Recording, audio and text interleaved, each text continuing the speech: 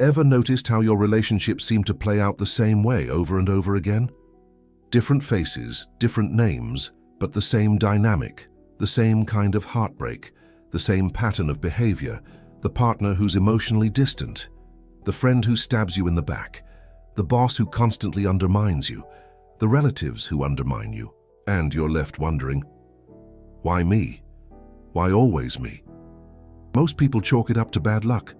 They think they're jinxed, that fate's just got it in for them. But Carl Jung discovered something far more unsettling, and Andrew Huberman has confirmed it with neuroscience. You're not attracting these people by accident. You're subconsciously seeking them out. Your brain was hardwired in the first months of your life to recognize and gravitate towards specific patterns. And it keeps doing it, relationship after relationship, without you having the slightest clue what's going on. Today, I'm going to explain why you keep encountering the same types of people in different disguises. And more importantly, I'll show you how to break this cycle. Jung called this phenomenon repetition compulsion. He didn't actually coin the term. Freud used it first, back in 1914. But Jung took the concept deeper. Freud believed we repeat traumatic patterns in an unconscious attempt to resolve them. It's like your mind gets stuck on an unsolved problem, repeatedly trying to solve it, replaying the same situation, hoping for a different outcome. Jung agreed. But he saw something more at play. He realized that the repetition wasn't just about individual traumas. It was about archetypal patterns, deep structures of the psyche that exist in all human beings: the emotionally unavailable father, the overly critical mother, the lover who abandons, the friend who betrays. These patterns exist in what Jung called the collective unconscious. They're like grooves on a vinyl record. When the needle of your life drops into one of these grooves, it tends to follow the already worn path. And the scariest part, these grooves were etched before you even became aware of yourself. Huberman and other neuroscientists have confirmed this in chilling detail. Neuroimaging studies show that attachment patterns are encoded in neural circuits around 12 to 18 months of age, completely outside of conscious awareness, in implicit memory. This means you don't remember it. You don't have conscious access to these memories, but they're there, operating, shaping every relationship you have. Let me explain how this works in practice. Imagine a child whose father was emotionally unavailable. He was physically present, but never truly connected. The child learns unconsciously that love equals emotional distance. That intimacy is something you chase but never quite catch. This child grows up, becomes an adult, and starts dating. What do you think's going to happen? They're going to be drawn to emotionally unavailable people, not because they enjoy suffering, but because their brain recognizes this pattern as familiar, as home, as love. And when someone emotionally available comes along, something feels off. They feel uncomfortable. Something feels wrong. It doesn't feel like real love, and subconsciously they'll sabotage it or push them away. The brain prefers the familiar, even if it's unhealthy. That's the problem. Jung explained this through the concept of complexes. A complex in Jungian psychology is a knot of thoughts and feelings organized around a central theme. The father complex, the mother complex, the hero complex, the victim complex. Each complex functions like an autonomous personality within you. When it's triggered, it takes over. You act, feel, and think in ways that don't even seem like you. And afterward, you're left wondering, why did I do that? Ever had the experience of reacting disproportionately to a situation? Someone says something harmless and you explode. Or someone makes a comment and you shut down completely. Or you fall head over heels for someone you barely know. Those are complexes being activated. And here's the crucial part. Complexes actively seek out situations that will trigger them. They want to be fired up. And even more terrifying, they can detect, in other people, the complementary complexes. The person with a victim complex finds the person with an aggressor complex. The person with a savior complex finds the person who needs to be saved. The person with an abandonment complex finds the person who will abandon them. It's not magic. It's neurology. Your brain is constantly scanning the environment for signs that match the stored patterns, microfacial expressions, tone of voice, body language, choice of words. All of this is processed in milliseconds, outside of conscious awareness. And when your brain detects a familiar pattern, it generates a sensation. You know this sensation. It's described as chemistry, instant connection, love at first sight, but often it's not love. It's recognition of a traumatic pattern. Hold on, because it gets even deeper. Jung had a quote that I consider one of the most important ever written about the human psyche. He said, "Until you make the unconscious conscious, it will direct your life and you will call it fate." Read that again. When you don't become aware of an internal pattern, it manifests externally. You attract people and situations that mirror what's inside you, and you call it fate, karma, bad luck. But it's none of those things. It's your unconscious projecting outward what you can't see within. This is the mechanism behind what many spiritual traditions call karmic relationships. People who seem to enter your life with a purpose, to teach you something, to resolve something from the past. Jung didn't use spiritual language, but he understood the phenomenon. These people aren't finding you by accident. You're attracting them, subconsciously, to complete unresolved patterns. And the only way to stop attracting them is to make the unconscious conscious. Huberman addressed this topic in a series of episodes with Dr. Paul Conti, a psychiatrist at Stanford. They discussed this exact phenomenon of repetition compulsion. Conti explained that repetition compulsion isn't a conscious choice. It's driven by an internal need to resolve what was left unresolved. The person who was abandoned in childhood unconsciously seeks out relationships where they'll be abandoned again. Not because they want to suffer, but because a part of them believes that this time will be different. This time they'll be able to prevent the abandonment. This time they'll prove they're worthy of staying, and of course when it doesn't work that way, because they're choosing exactly the people who will abandon them. The pattern repeats, and they conclude that the problem is them, that they don't deserve love. But the problem isn't her, it's the unconscious pattern that's guiding your choices. Conti also made a crucial observation. The emotional part of the brain, the limbic system, doesn't process time the same way as the cortex.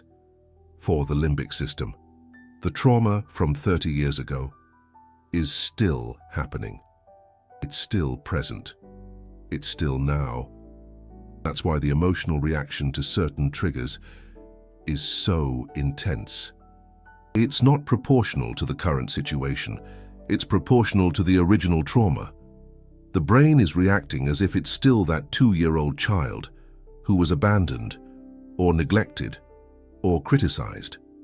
And every time the pattern repeats, every time you find another person who treats you the same way, the brain receives confirmation. See, this is how it works, this is how people treat you, and this is what you deserve. The pattern strengthens with each repetition. Jung knew this. He wrote extensively about how complexes gain energy with each activation. The more times a complex is triggered, the stronger it becomes, more autonomous, more capable of taking control. And the person becomes increasingly trapped in the cycle. It's like a self-fulfilling prophecy, playing out over and over again. But there is a way out, and it involves a process that Jung called individuation. Individuation is the process of becoming whole, of integrating all the parts of yourself, including the parts that were repressed, denied, or forgotten, of bringing the unconscious into consciousness. It's like piecing together a shattered mirror to see the complete picture. And when you do that, something magical happens. The patterns lose power.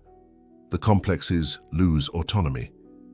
You stop being controlled by forces you don't understand and start making genuinely free choices. But the process isn't easy. It's painful. because it means confronting exactly what you've spent your entire life avoiding. It's like willingly walking into the lion's den. It means looking at the relationships that hurt the most and asking, what was I seeking? What pattern was operating? What complex was activated? Most people don't want to do that work. It's easier to blame the other person. It's easier to say that the problem is the abusive partner, the backstabbing friend, the toxic boss. Of course, those people have responsibility for what they did. But the question that Jung would ask is, why did you choose that particular person?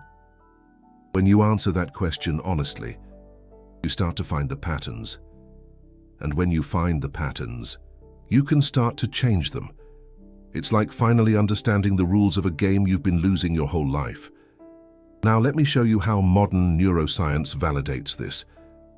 Recent research on neural plasticity shows that attachment circuits, although formed very early, can be modified. The adult brain maintains the ability to create new connections and weaken old ones. This is what neuroscientists call neuroplasticity. It's like your brain is a garden. You can prune the weeds and plant new flowers. But there's a crucial detail. The change doesn't happen just through intellectual understanding. You can understand your patterns perfectly and continue repeating them. The change needs to happen at the emotional level, at the level of the limbic system. And that requires experiences, not just insights. And here's where things get interesting. Huberman has discussed in several episodes how the brain learns and unlearns emotional patterns. The process involves what he calls memory reconsolidation.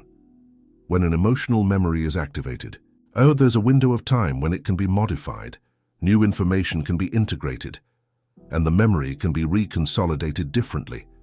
It's like rewriting the script of an old movie, giving it a new ending. That means it's not enough to avoid the situations that trigger your complexes. You need to face them, but face them consciously, with resources you didn't have before. And that's exactly what Jungian therapy does. It doesn't teach you to avoid your patterns. It teaches you to recognize them while they're happening. And in that moment of recognition, you have a choice that you didn't have before. The complex will still be activated. The pattern will still be triggered. But now there's a conscious observer, a part of you that knows what's happening.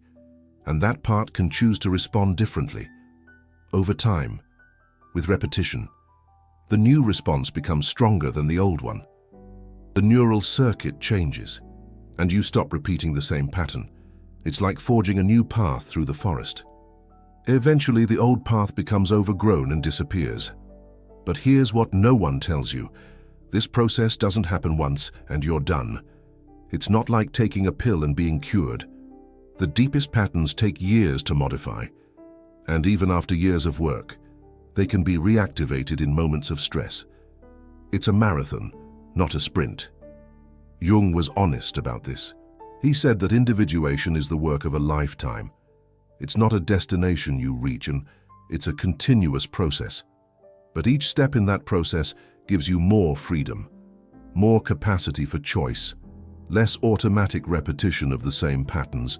You become the author of your own story, instead of just a character acting out a pre-written script. Now let me tell you something that Jung discovered about the most intense relationships in our lives. He realized that the people who affect us the most, who disturb us the most, who attract us the most, are those who carry parts of ourselves that we deny. This is the concept of projection. When you reject a part of yourself, you project it outward, see it in other people, and react intensely to it. It's like seeing your own reflection in someone else and not recognizing it. If you've repressed your anger, you'll be bothered by angry people. If you've repressed your vulnerability, you'll be attracted to vulnerable people. If you've repressed your sexuality, you'll be fascinated or repelled by sexually open people. And here's the deepest part.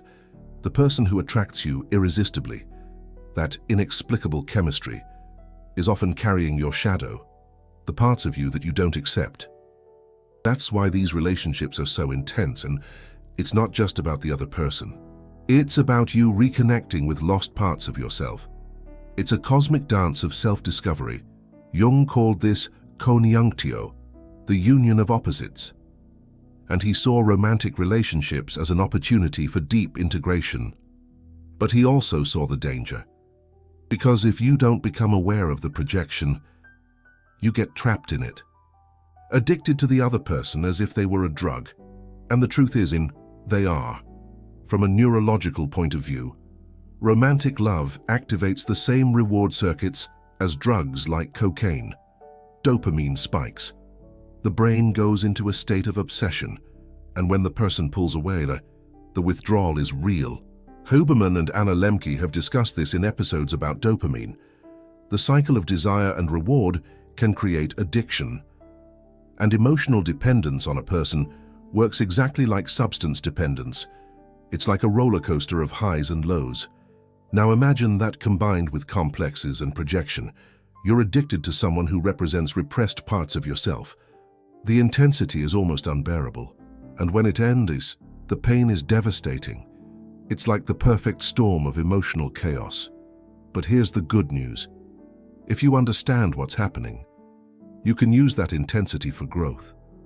The pain of the breakup, instead of just being suffering, becomes material for integration. What did that person represent? What was I projecting? It's an opportunity to turn heartbreak into a breakthrough. What do I need to reclaim within myself? When you ask yourself these questions, the relationship, even if it's over, continues to serve you. You extract wisdom from the suffering.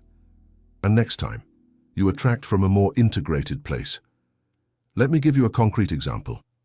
A woman spent her life relating to emotionally unavailable men, all of them, in different ways, had difficulty with commitment, with emotional presence, with real intimacy.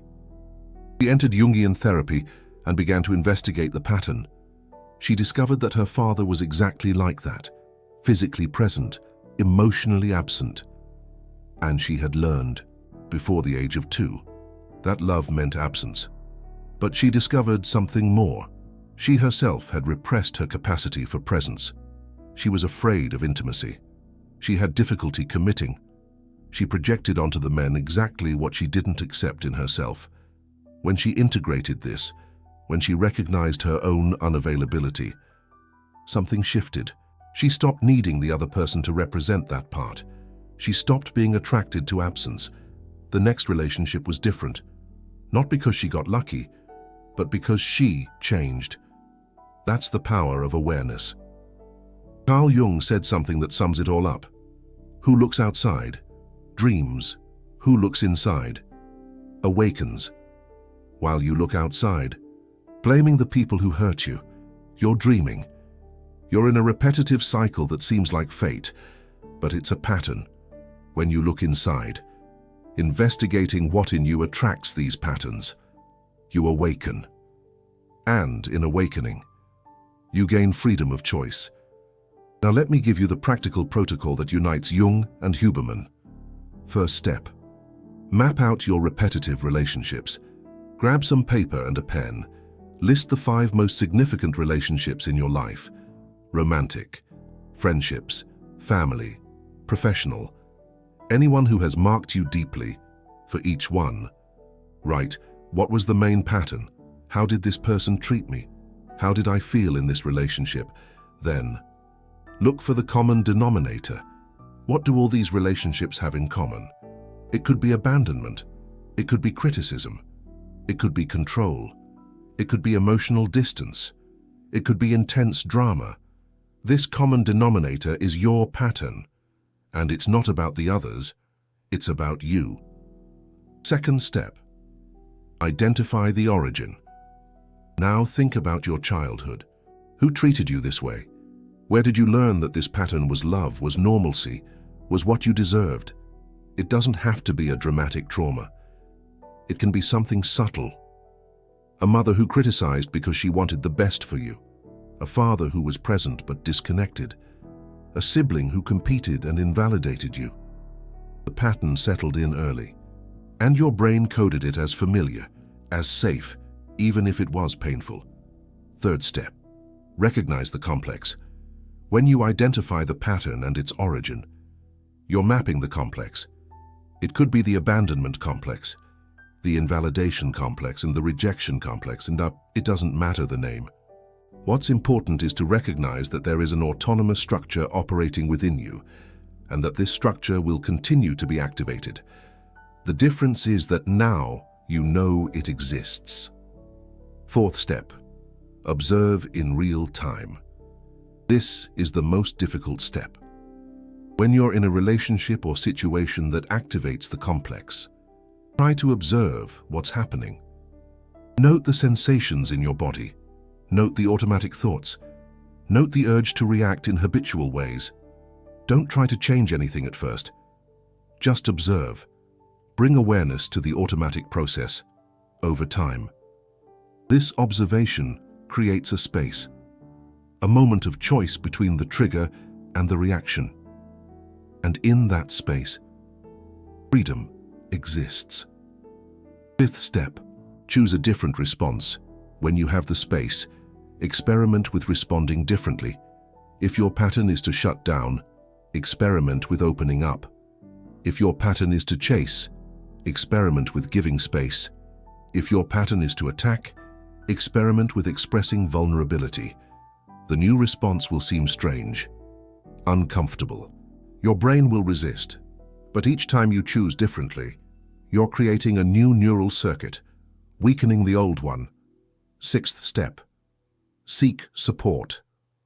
This work is difficult to do alone. Jung was emphatic about this. He said that deep transformation usually requires a relationship, a therapist, a mentor, a support group, someone who can mirror your patterns, who can show you what you can't see, who can offer you a relational experience different from the one you know. Neuroscience confirms this. Research shows that secure relationships can literally rewire the attachment circuits. The brain learns new patterns through new relational experiences. Seventh step, be patient with the process. Jung warned about the temptation to want quick results. We live in a culture of instant solutions. We want the pill that solves everything, the method that works in 7 days, the technique that transforms everything immediately. But the psyche doesn't work that way. The patterns you carry were installed over years. They were reinforced by thousands of repetitions. They are deeply ingrained in your neural circuits. Changing them takes time, requires patience, demands persistence, even when it seems like nothing is happening. Huberman discussed this in episodes about neuroplasticity. He explained that neural change happens in 2 phases. The first phase is agitation, discomfort, sensation that nothing is working. The second phase, which may come days or weeks later, is consolidation, when the new circuit strengthens and the change stabilizes. Many people give up in the first phase. They think it's not working. They return to old patterns, and they miss the opportunity for real change. The message is, continue even when it seems useless. The work is happening even when you don't realize it. There is another phenomenon that Jung documented extensively. He realized that relationship patterns don't just affect the person who carries them. They are transmitted from generation to generation. The mother who was abandoned carries this pattern and, without realizing it, transmits it to her daughter. The father who was criticized transmits the pattern of criticism to his son, and so on, generation after generation. Modern neuroscience has validated this in a surprising way. Research published in 2024 in the journal Communication Psychology showed that attachment patterns are literally transmitted through mother-baby interaction. The mother's behaviors organize the availability of oxytocin in the baby's brain, and this shapes the child's ability to form bonds for the rest of their life.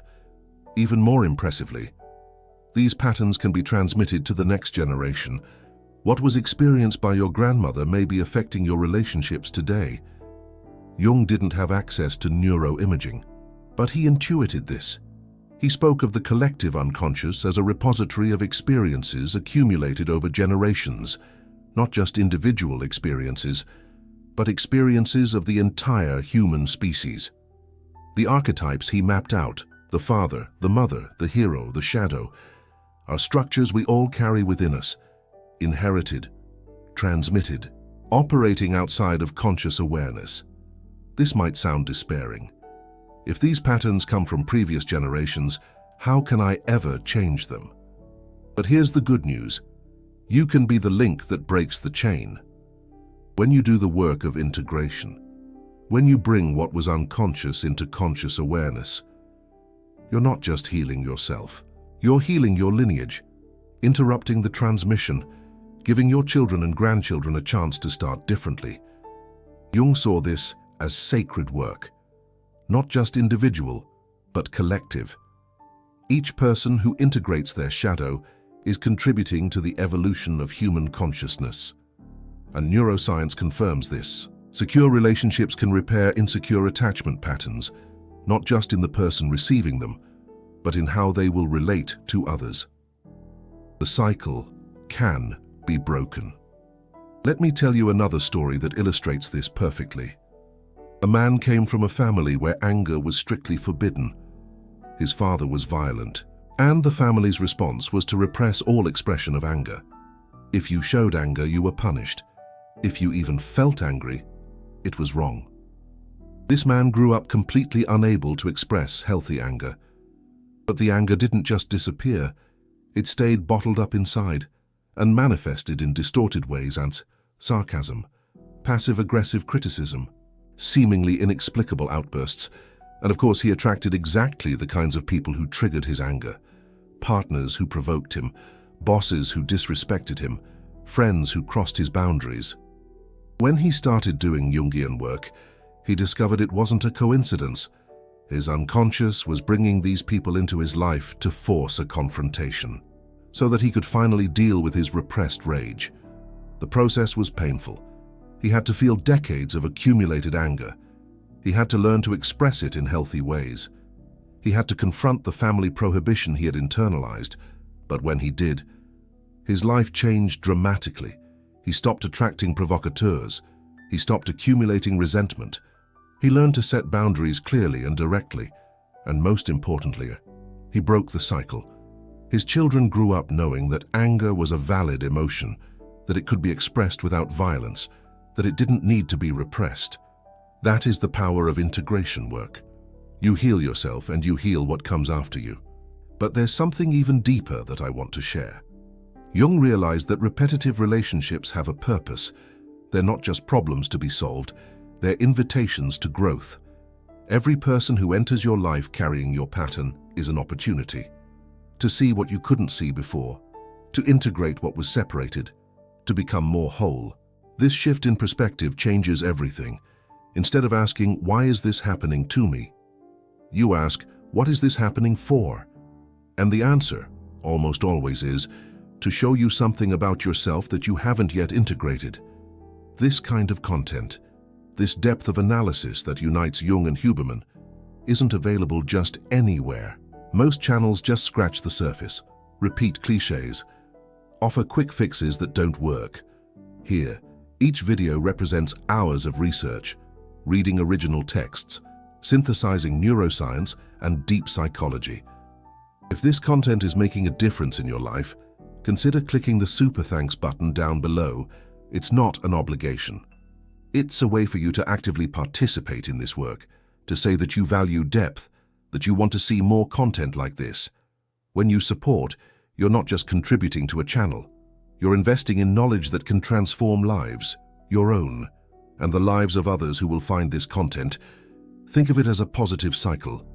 The more support, the more resources for research.